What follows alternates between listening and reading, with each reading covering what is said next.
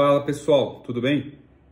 Giovanni Psiquiatra aqui na área, vou inaugurar essa lista agora de vídeos sobre algumas dicas e estratégias para melhorar a qualidade de vida de forma geral.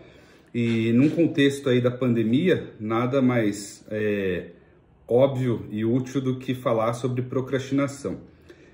Basicamente, o que é procrastinação, né? É a atitude, muitas vezes consciente, de atrasar ou retardar algumas atividades que podem ser atividades importantíssimas ou atividades não tão importantes, e com isso, muitas vezes, levando a um prejuízo, a um sofrimento, né? Por isso que a gente fala sobre procrastinação. Se não tivesse prejuízo e sofrimento, não precisaria falar, né?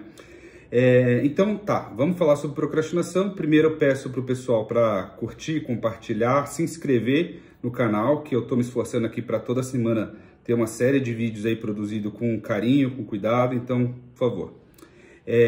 Adiando as tarefas, né, basicamente a procrastinação, ela vem também de uma equação, né, como se fosse uma combinação de alguns pontos que podem levar a maior procrastinação ou a combinação de outras coisas que em mais ou menos grau pode diminuir essa procrastinação. E a gente pensa no seguinte, pensa na questão da motivação e da impulsividade. Se a pessoa está muito motivada para poder fazer alguma coisa, ela vai e faz. Então, isso pode ser bom ou ruim. Por exemplo, se a gente está muito motivado a sair com uma pessoa, a conhecer uma pessoa, a gente pode simplesmente pegar o carro e ir. E se a pessoa é muito impulsiva, de fato, ela pode fazer isso num contexto até perigoso. Por outro lado, a impulsividade ela pode vir num contexto mais sutil, então uma pessoa que tem, por exemplo, hiperatividade, déficit de atenção e impulsividade, ou uma pessoa que está sob uso de substância, ou uma pessoa que de forma nascença, né, já nasceu mais impulsiva, se desenvolveu mais impulsiva, também pode cometer uma série de coisas, enfim, ficar mudando de aba de janela, comprar coisas sem parar e com isso se distrair e cometer a procrastinação. Isso pensando na atividade que era proposta. Então pensando nisso, né, tem estudos aí recentes e de ótima qualidade que falam justamente que a procrastinação não é só simplesmente a pessoa ser preguiçosa ou algo do tipo, né? Ou simplesmente o trabalho ser muito chato, ou a pessoa que não tem motivação para nada. Isso meio que caiu por terra. Além de ser um fator quase de saúde pública e de questões financeiras, né? E aí pensando, por exemplo, em algumas estatísticas dos Estados Unidos e com certeza no Brasil talvez seja igual ou pior, eu lembro, e muitas vezes alguns pacientes simplesmente falam, nossa, eu consigo fazer uma série de coisas e muito bem, porém, nosso imposto de renda é sempre entrega atrasado, aí paga multa e tudo mais, paga conta atrasada e tudo mais, sempre com multa. Então há um prejuízo aí latente, talvez não tão óbvio e grande para determinado indivíduo, mas se isso acontece em pequenas coisas como pagar uma conta, pode acontecer uma série de outras coisas, né, como trabalho, eficiência e tudo mais. A partir disso, a gente tem que entender que essa procrastinação tem um componente genético, então tem estudos falando que gêmeos idênticos tendem a procrastinar mais do que irmãos não idênticos e com populações que não estão interligadas, mas também tem um fator comportamental, que aí vem a primeira dica, que deve ser elaborado, e por isso é tão importante você se autoconhecer. Se você tem um padrão de procrastinação porque você tem um déficit de atenção e hiperatividade, é importante acompanhar com um psiquiatra, com um psicólogo. Se você tem esse padrão porque você está deprimido, porque você está sem motivação, é importante tratar. Se você tem esse padrão porque o trabalho simplesmente não tem nada a ver para você, é importante lidar com isso. E por isso se autoconhecer. Essa é a primeira e a dica de ouro, né? E aí, dito isso, vai alguns comentários, né? Algumas práticas minhas, coisas individuais e coisas de forma geral para a população, né? A primeira forma que eu oriento, né? Então a dica número 1 seria você tentar minimizar a quantidade de input. Input seria a quantidade de informação, a quantidade de estratégias que você usa para tentar se organizar. Tenta limitar uma só, aquela que funciona, que sempre funcionou. Comigo funciona agenda de papel, é agenda de papel. Comigo funciona marcar no bloco de notas do celular, é bloco de notas do celular. Então, assim, você escolhe uma. Eu particularmente gosto muito do Notion, que é um software, vou deixar todas essas técnicas, tudo que for digital, que tiver link na descrição, porque o Notion, além de ser muito óbvio, muito simples, ele é compartilhável, então você pode fazer em equipe. Eu uso, por exemplo, com a minha secretária para poder resolver pendência de pacientes no formato de checklist, tudo muito simples, óbvio, direto, e tudo eu coloco ali, tudo que eu preciso fazer, seja compra de pão, seja levar cachorro para passear, até pendência de paciente, por exemplo. Então, colocar tudo numa forma só, num único meio, meio de se lembrar, seja escrever no braço, qualquer coisa, mas o que funciona para você. Essa é a dica número 1. A dica número 2 é algo que agora com a pandemia, com a elaboração de métodos aí sobre eficiência de trabalho e diminuição de burnout, tem sido falado e que eu acho simplesmente magnífico, também revolucionou a forma como eu estudo, como eu aprendo e trabalho, que é o Pomodoro. E aí você pode dividir de qualquer forma. Pomodoro é muito simples, ele vem daqueles tomatinhos que no Brasil não era tão comum, no Brasil tinha muita galinha, né? Que você colocava um timer para poder cozinhar a comida e em determinado momento apitava depois de 20, 30, 40 minutos e você pode personalizar, né? Então hoje tem aplicativos vários para o celular, eu particularmente uso um próprio timer analógico mesmo, 25 minutos estudando, 10 minutos descansando, 25, 5, 50, 10, tanto faz, vai vendo como funciona para você. Eu sempre oriento que vá escalonando, então começa com 25 minutos fazendo uma determinada atividade, depois 5 descansando, 25, 5. E esse descanso tem que ser um descanso ativo, tá? Para resetar a mente em relação ao que você estava fazendo. Por exemplo, estava digitando, usando Word, trabalhando, estudando, vai ouvir música, vai andar, fazendo uma atividade que seja totalmente nada a ver com aquilo que você estava fazendo. Método Pomodoro tem vários vídeos no YouTube, estude comigo, coisa assim, que tem vídeo, tem coisas bem interessantes.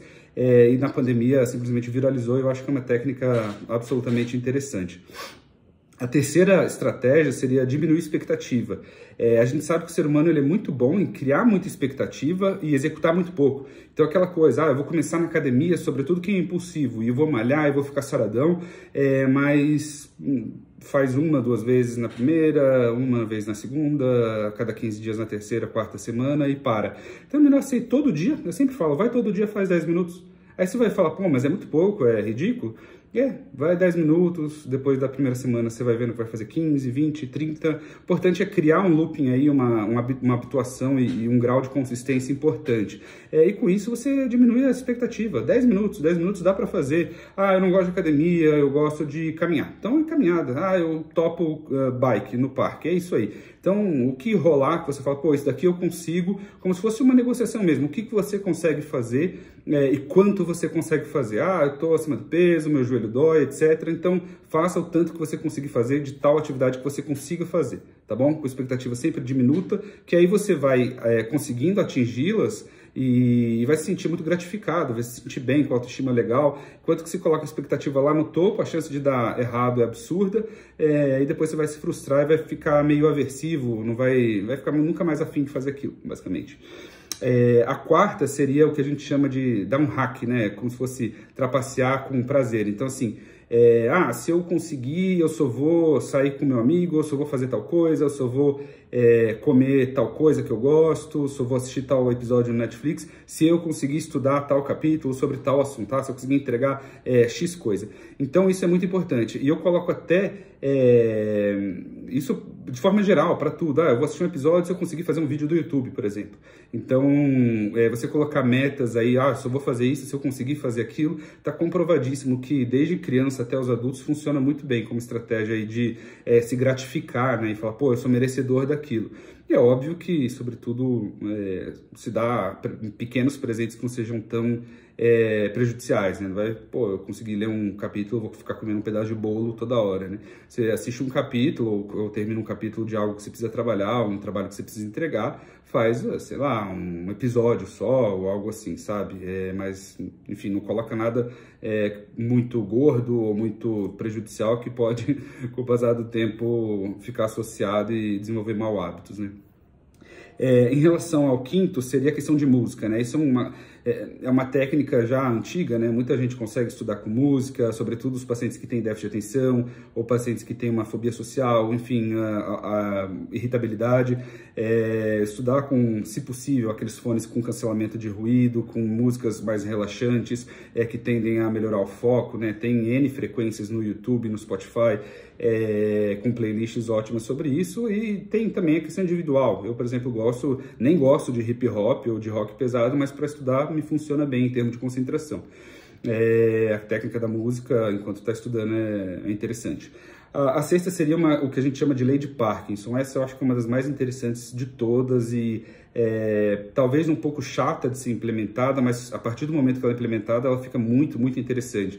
Que é aquela coisa, a gente vai conseguir fazer as coisas contanto a gente tenha tempo para elas. Então, digamos, eu tenho que fazer esse vídeo em meia hora, basicamente. Eu vou dar conta de fazer em meia hora. De algum jeito eu vou dar. Eu tenho que fazer esse vídeo em 3 dias. Talvez, possivelmente, eu vou deixar para meia hora ou 15 minutos finais.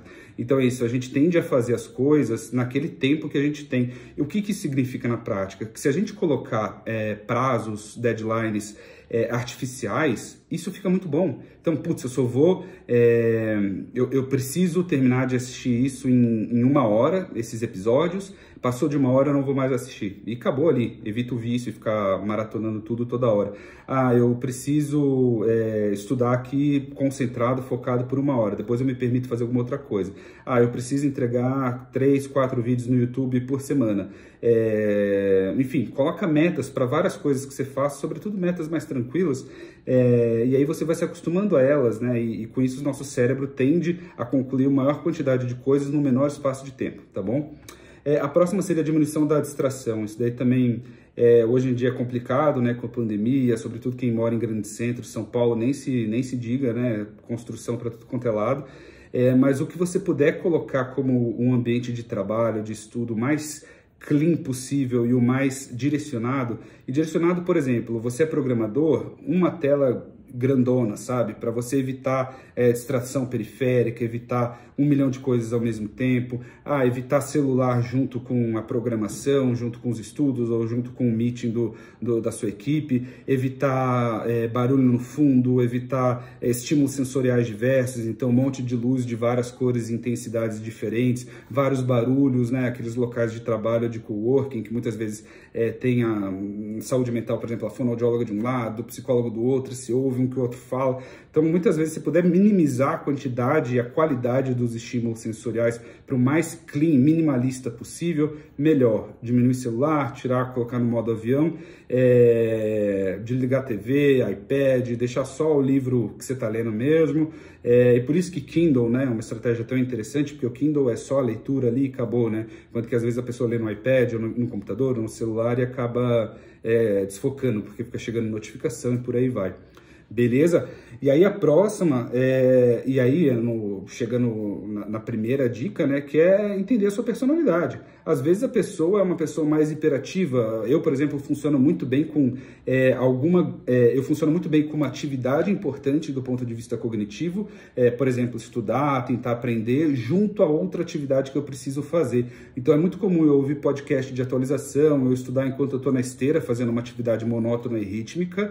Isso consegue fazer com que o meu cérebro foque ou hiperfoque na atividade teoricamente chata, né, que é estudar ou tentar aprender uma coisa difícil, porém eu tiro todo o foco porque eu já estou focado em outra coisa, que é caminhar e não cair. Então todo o foco restante vai para aquilo, faço um hiperfoco. Então tem gente que funciona muito bem. Estou caminhando com o cachorro, é o momento que eu ouço música, que eu penso. Não é à toa, né? Às vezes é tão comum, né? O Steve Jobs já falava que o momento que ele tinha mais insight e criatividade é quando ele caminhava. É por isso. Tem gente que funciona muito bem quando está com foco compartilhado, né, entre uma ação que é automatizada, por exemplo, caminhar na esteira rítmica, caminhar no parque, caminhar com o cachorro, com outra que exige uma atenção sustentada um pouco mais direcionada. Então, mas tem gente que não funciona assim, tem gente que é mais obsessiva, mais perfeccionista, que precisa estar com a mesa totalmente organizada, então você já sabe que o seu ambiente de trabalho vai ter que ser super organizado, não vai funcionar num ambiente caótico e tudo mais.